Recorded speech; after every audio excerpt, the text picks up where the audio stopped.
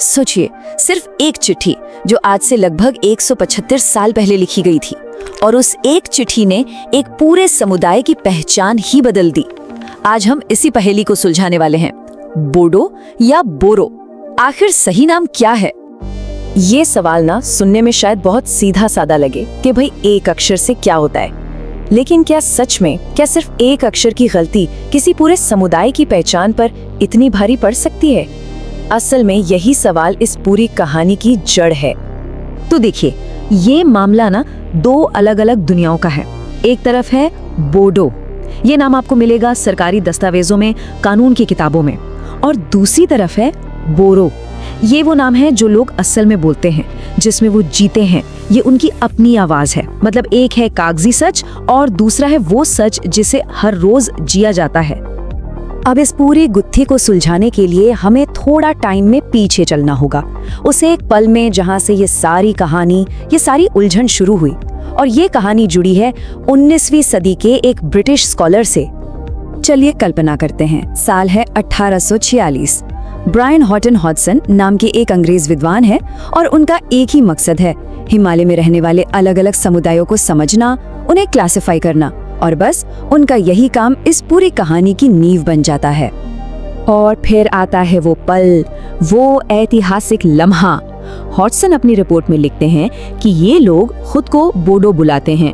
उन्होंने मैच जैसे नामों को जो बाहर वालों ने दिए थे सिरे से खारिज कर दिया, और बस उसी एक पल में BODO ये 4 अक्षर इतिहास में हमेशा के लिए दर्ज हो गए। तो सवाल ये उठता है कि आखिर उन्होंने R की जगह D लिखा ही क्यों? देखिए, इसकी 2 बड़ी वजहें समझी जाती हैं। पहली, हॉडसन का मानना था कि इन लोगों का कोई ना कोई कनेक्शन तिब्बत से है, जिसे बॉड कहा जाता था, तो शायद D वहीं से आया। और दूसरी वजह जो ज्यादा दिलचस्प है, वो है भाषा का फर्क। बोरो भाषा में एक ऐसी ध्वनि है जो र और ड के बीच में कहीं आती है। अब एक अंग्रेजी बोलने वाले के लिए उस ध्वनि को पकड़ना मुश्किल था, तो उनके कानों को वो डी जैसा सुनाई दिया। तो ये तो हुई अंग्रेजों के दस्तावेजों की बात। अब जरा उन कागजों से नजर हटाते हैं और सीधे उस समुदाय के पास चलते हैं, जानते हैं कि वो खुद को असल में क्या कहते हैं। लिंग्विस्टिक्स में ना एक बड़ा मजेदार शब्द है, एंडोनिम। इसका मतलब होता है वो नाम जो कोई भी समुदाय खुद को देता है, न कि वो नाम जो बाहर वाले उन्हें देते हैं। और बोरो इसका एक बिल्कुल सटीक उदाहरण है।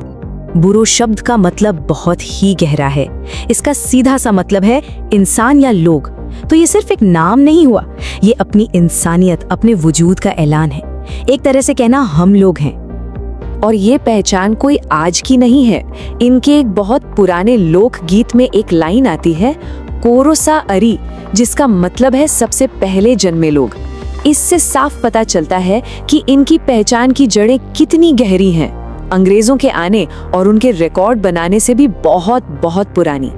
चलिए अब कहानी को थोड़ा आगे बढ़ाते हैं, आते हैं 20वीं सदी में। ये वो दौर था जब पहचान को लेकर ये जो तनाव था, वो धीरे धीरे एक बड़े सामाजिक और राजनीतिक आंदोलन में बदल गया। तो जरा इस टेबल को देखें, भाषा विज्ञान के हिसाब से देखें तो सच्चाई बिल्कुल साफ है। जो असली ध्वनि है वो र की है, जिसे देवनागरी में र से ही लिखा जाता है। तो बोडो में जो डी है वो असल में हॉडसन की उस 19वीं सदी की समझ का एक ऐतिहासिक निशान भर है और कुछ नहीं। 20वीं सदी बोडो समुदाय के लिए अपनी पहचान की लड़ाई की सदी थी। इसकी शुरुआत हुई 1929 में, जब समाज सुधारक कालीचरण ब्रह्मा ने मैच जैसे अपमानजनक नामों को मानने से इनकार कर दिया। फिर 1952 में अपनी भाषा और साहित्य को बचाने के लिए बोडो साहित्य सभा बनाई गई। और 1974 और 75 में तो एक बहुत बड़ा आंदोलन हुआ अपनी भाषा के लिए एक सही लिपि की मांग को लेकर। और अपनी भाषा, अपनी पहचान की ये लड़ाई, ये बिल्कुल भी आसान नहीं थी। इस संघर्ष में 15 लोगों को अपनी जान गंवानी पड़ी। 15, ये सिर्फ एक नंबर नहीं है, ये बताता है कि अपनी संस्कृति को बचाने का ये संघर्ष कितना गंभीर और कितना जरूरी था। तो चलिए अब वापस आते हैं आज के समय में और देखते हैं कि वो शुरुआती पहेली कैसे सुलझी। मतलब आज के दौर में ये समुदाय इन दोनों नामों बोडो और बोरो के साथ कैसे जी रहा है। और आज की हकीकत बड़ी दिलचस्प है। एक तरफ है बोडोलैंड। ये एक राजनीतिक और कानूनी पहचान है जिसका नाम भारत के संविधान में उसी पुरानी स्पेलिंग BODO के साथ दर्ज है।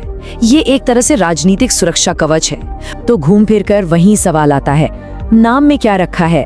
शायद बहुत कुछ। बोरो समुदाय के लिए D और R का ये फर्क सिर्फ स्पेलिंग की एक गलती नहीं है, ये उनकी पहचान, उनके संघर्ष और उनके वजूद की 125 साल लंबी कहानी है।